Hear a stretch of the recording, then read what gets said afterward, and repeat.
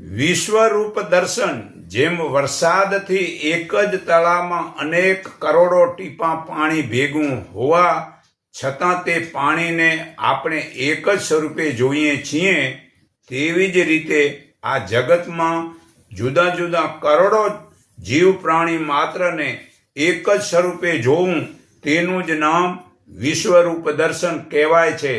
હે અર્જુન, તું પોતાની આ સ્થૂળ આંખો વડે આ પરમાત્માના દર્શન નહીં થાય. દિવ્ય ચક્ષુ પ્રભુ દેખાય છે. આ ગીતા અધ્યાય 11 શ્લોક 8માં પુરાવો છે. તો ભાઈ, વિશ્વરૂપી મંદિર ભગવાને બનાવી રાખ્યું છે, એમાં દર્શન કરો.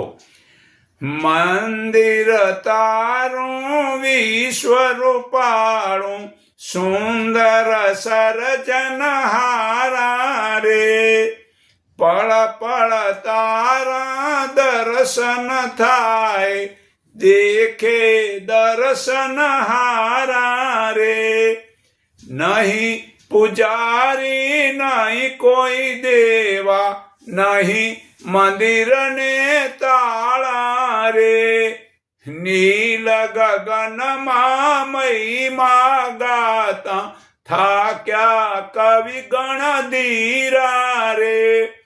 અવનીમાં તું ક્યાં છુપાયો, શોધે બાળ અધીરા રે.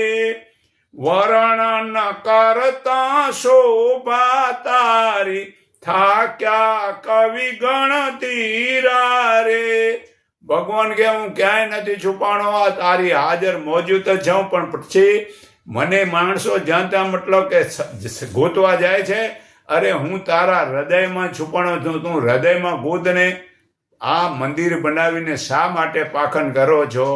આ પરમાત્મા રૂપી આ શરીર રૂપી મંદિરમાં જ પરમાત્મા શોધો તો પારગત થવાય, બાકી બારે જવાથી કાંઈ પારગત નહીં થવાય.